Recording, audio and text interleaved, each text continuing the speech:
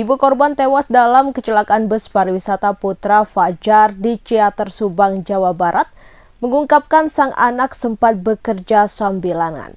Bahkan separuh gaji yang dihasilkan oleh korban Mahesha Putra itu selalu diberikan kepadanya.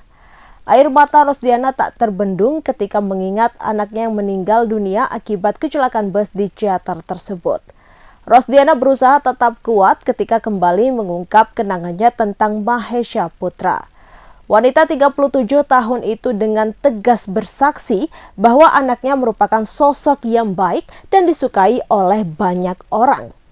Almarhum Mahesha juga tak pernah malu meski semasa hidupnya kerap banting tulang membantu perekonomian keluarganya dengan bekerja sebagai kuli panggul.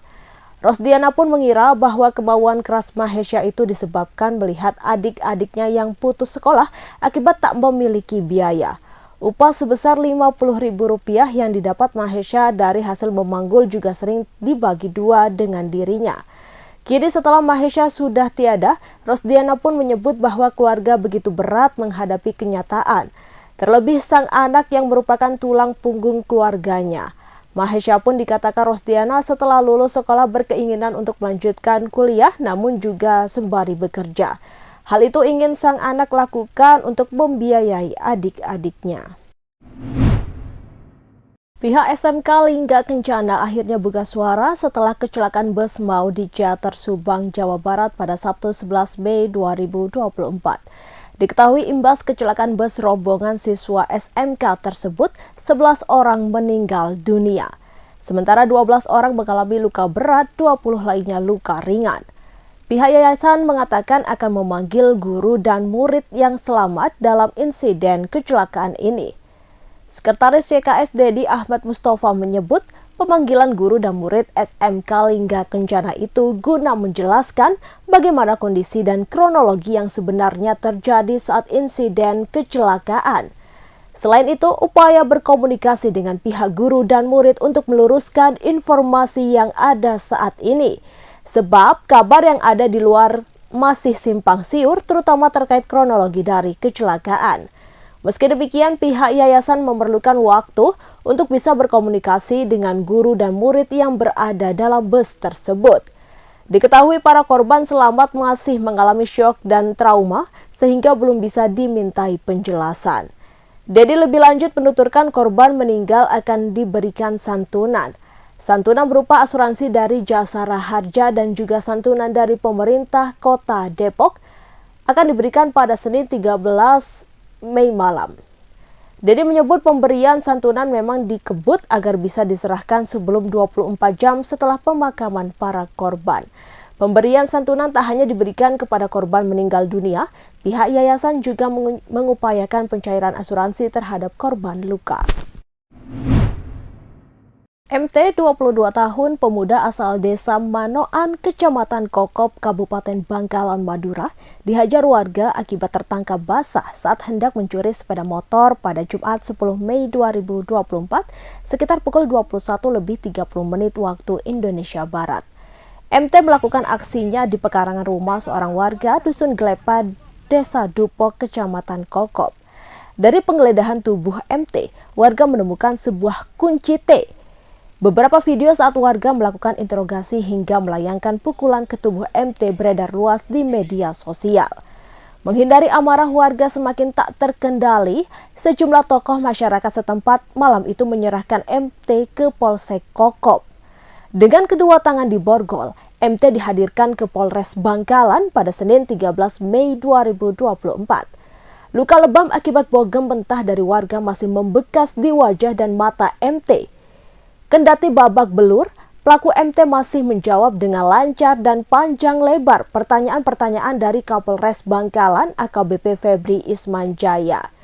Namun segudang alasan yang dipaparkan MT tak cukup untuk menyelamatkan dirinya dari jeratan pasal 363 KUHP tentang pencurian pemberatan dengan ancaman hukuman pidana selama 6 tahun penjara. Selain menyita kunci T dan beberapa lembar STNK, polisi juga mengamankan 2 unit sepeda motor Honda PCX bernopol DA3908PF dan Honda Beat berwarna hitam bernopol M3788HI milik korban. Motor PCX warna putih itu diakui milik MT yang dikendarai bersama DPO SY di lokasi kejadian. Kapolres Bangkalan AKBP Febri Ismanjaya menjelaskan penangkapan MT oleh warga berawal ketika korban mendengar teriakan maling karena MT dan SY berada di dekat Honda Beat yang terparkir di halaman rumah warga. Merasa ketakutan, MT dan SY melarikan diri. Tanpa dikomandoi, warga langsung melakukan pengejaran usai mendengar suara teriakan maling dari korban. Pelaku MT tak berkutik setelah disergap warga, sementara SY kabur meninggalkan MT beserta sejumlah barang bukti. Sempat di masa kayaknya? Jadi sempat dihakimi oleh warga, dan sempat pada saat itu sebagian warga menghubungi polsek untuk melakukan pengambilan tersangka ini. Awalnya muncul ya? Awalnya katanya dari pengakuan salah satu tersangka ini mau ambil ayam, tapi kan ditemukan di badannya tersangka ini ada kunci T yang mempunyai persiapan untuk melakukan aksinya. Dan tersangka ini penjual pentol lagi? Informasi dari yang bersangkutan memang dia berjualan pentol itu. Berapa tersangkanya berapa? Tersangka ini 2 orang. Yang baru diamankan, yang satu pada saat kejadian karena ketahuan warga langsung melarikan diri ya. Inisial S ini.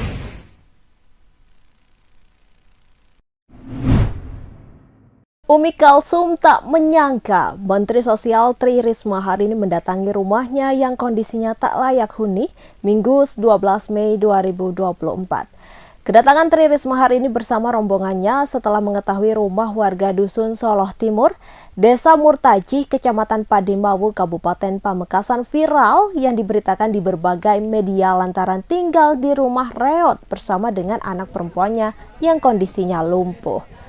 Di lingkungan warga setempat, Umi Kalsum tergolong warga yang kurang mampu. Di dalam rumah berdinding asbes tipis ini, Umi tinggal berempat bersama suaminya Muhammad Ihwan dan 2 anaknya Kamelia Agustin dan Nadira Ayubia Asari yang menderita lumpuh. Suami Umi kesehariannya hanya bekerja mencari rongsokan. Hasil kerja dari mencari rongsokan ini hanya cukup untuk memenuhi kebutuhan makan dan tidak mampu membangun rumah yang layak huni. Setibanya di kediaman Umi, Risma langsung meminta agar sementara waktu pindah dari rumahnya yang tak layak huni tersebut. Sejumlah barang yang ada di dalam rumah ini langsung dikeluarkan dan dikosongi. Kemudian rumah yang dindingnya tampak bolong-bolong langsung dirobohkan oleh Tagana, SDM PKH TNI Polri dan dibantu warga setempat. Saat dirobohkan, sejumlah kayu penyangga rumah Umi tampak kropos dimakan rayap. Sebagian genting rumahnya juga telah berjatuhan dan atapnya terlihat bolong. Risma mengatakan nantinya rumah ini akan dibantu renovasi oleh pendamping PKH dan Tagana yang dibantu TNI Polri dan pemerintah desa setempat. Konstruksi atapnya akan memakai aluminium dengan harapan rumah tersebut layak ditinggali pemiliknya. Sementara itu, Umi mengaku senang dan bahagia rumahnya yang tak layak huni direnovasi oleh Menteri Sosial Tri Risma hari ini. Selain merenovasi rumahnya yang tak layak huni, Risma juga memberikan alat usaha untuk jualan bakso. Selain itu, anaknya juga diberi perlengkapan sekolah. Nantinya saat rumahnya dibongkar, sementara waktu Umi numpang tidur di rumah bapaknya. Selama puluhan tahun ia mengaku tinggal di rumah tak layak huni tersebut bersama dengan anaknya yang lumpuh dari usia 4 tahun. Sedari kecil ia merawat anaknya tersebut dengan telaten dan sabar.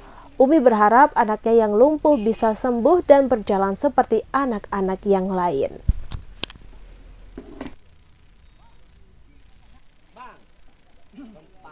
Bagaimana nih Bu untuk perlakuan dari Kemensos kepada warga ya, tidak nanti teman-teman dari Tagana sama pendamping serta mungkin dibantu TNI Polri dan desa yang akan bantu untuk merenovasi ini. Ya. gitu ya. Alas-alas ya. Terus ya teman-teman ya. Harganya di mana? Sabtu Minggu, perkebunan jeruk keprok Pulung di Desa Singgahan, Kecamatan Pulung, Kabupaten Ponorogo selalu ramai. Bagaimana tidak, perkebunan jeruk tersebut bisa menjadi salah satu destinasi wisata. Bagi mereka yang ingin tetap di bumi reok namun bosan dengan wisata yang itu-itu aja, di perkebunan warga bisa sekaligus belajar. Apalagi jeruk keprok Pulung merupakan jenis jeruk yang sempat punah tahun 1995 karena serangan hama. Petani jeruk di desa setempat kemudian bangkit. Warga juga bisa menikmati keindahan alam sembari merasakan segarnya buah jeruk yang khas. Jeruk keprok Pulung merupakan varietas yang hanya tumbuh di Kecamatan Pulung. Rasanya pun ada 3 dalam 1 buah, yaitu segar, kecut, serta manis. Salah satu pemilik jeruk keprok Pulung bernama Salasa 65 tahun dan Supinus 59 tahun. Keduanya mencoba mengembangkan kembali jeruk pulung di lahan miliknya seluas 40 x 20 meter. Setidaknya sudah ada 200 pohon jeruk keprok Pulung yang kembali tertanam dan berikut berita selengkapnya.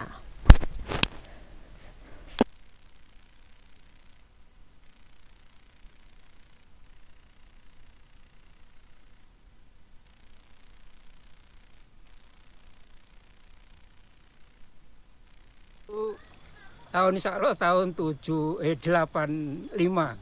sampai 95 insya Allah itu jaya Pulung, paling jaya kalau jeruk Pulung itu. Lantas dengan berjalan waktu kena virus, Mas. Virus itu semua mati semua itu. Terus sampai ditunggu katanya Sanghi Pertanian, ditunggu kurang lebih harus 5 atau 10 tahun. Nah ini insya Allah kurang lebih sampai 10 tahun, nah saya menanam lagi. Dicoba lagi. Ini ternyata insya Allah ini sampai ingatan niku keadaan. Ini sudah berhasil ya Pak ya kategorinya nggih. Insya Allah. Ini bedanya jeruk pulung sama jeruk pada umumnya apa Pak? Kelebihannya apa Pak? Nah, kelebihannya aja itu Mas, seger Mas. Seger, manis, kecut nih. 3 rasa. 3 rasa itu tadi. Kalau jeruk umumnya berapa rasa? Kalau siemnya hanya manis. Yang manis, kecutnya nggak ada siem. Manis. Pak ini kan banyak kayak anak-anak kecil ini kan libur sekolah nih banyak yang main ke sini ikut bercocok tanam, ini juga banyak ini Pak anak-anak untuk belajar bercocok tanam. Iya selalu ada Mas. Selalu ada. Ada ya. Biasanya SD, SMP, SMA atau kuliah Pak? SMP. SMP? Iya, kuliah ya ada. Kuliah ada. Sempat ada anak KKN ke sini atau anak kuliah? Belum Mas, kalau KKN belum ada. Pak ini untuk jeruknya sendiri ini dijual atau gimana Pak ini Pak? Oh besok Mas. Ya dijual Mas. Dijual. Untuk ganti pemeliharaan, beli pupuk dan macam-macam sebagainya. Balon udara tampak awak berisi petasan meletus di Ponorogo Senin 13 Mei 2024. Tepatnya di area persawahan Dusun Muneng Tengah, Desa Muneng, Kecamatan Balon, Kabupaten Ponorogo, Jawa Timur. Dilaporkan 4 remaja luka-luka. 1 diantaranya harus dilarikan ke Rumah Sakit Umum Daerah Dr. Harjono Ponorogo dan mendapatkan perawatan intensif. Kejadian ini terekam video amatir berdurasi 32 detik. Dalam video itu ada 11 remaja. Mereka terlihat ingin menerbangkan balon udara tanpa awak membawa petasan. Tak lama demikian, di video detik ke-10, balon udara tanpa awak membawa petasan itu meledak. Terdengar suara ledakan sangat dahsyat. Lalu ada api menyala dan beberapa remaja yang ada di lokasi berlarian menghindari ledakan balon udara tanpa awak membawa petasan. Di lokasi kejadian terlihat banyak percikan kertas ada di sawah-sawah. Kapolsek Balong AKP Agus Wibowo membenarkan bahwa ada balon udara tanpa awak membawa petasan meledak di Desa Muneng. Agus menjelaskan bahwa beberapa remaja terluka dan sebagian memilih untuk pulang, yang dibawa ke klinik kesehatan dan IGD RSUD Dr. Harjono ada 1 orang. Sementara itu, pihak Polsek Balong terus melakukan pengusutan kasus balon udara tanpa awak berisi petasan meletus di area persawahan Dusun Muneng Tengah, Desa Muneng, Kecamatan Balong, Kabupaten Ponorogo. Mereka juga telah melakukan olah TKP di lokasi balon udara tanpa awak ini. juga menanyai beberapa saksi yang diyakini mengetahui balon udara tanpa awak berisi petasan meletus. Namun polisi mengaku kesulitan menemui 3 korban balon udara tanpa awak ini, sedangkan 1 korban yang dirawat di rumah sakit. Dia menjelaskan mengaku kemungkinan warga memang takut. Saat ini polisi melakukan penyelidikan dan pendekatan dengan masyarakat.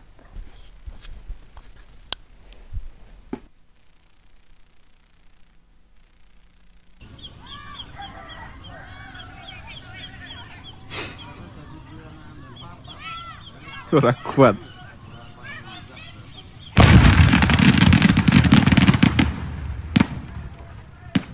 Langsung ngene. Piye kae?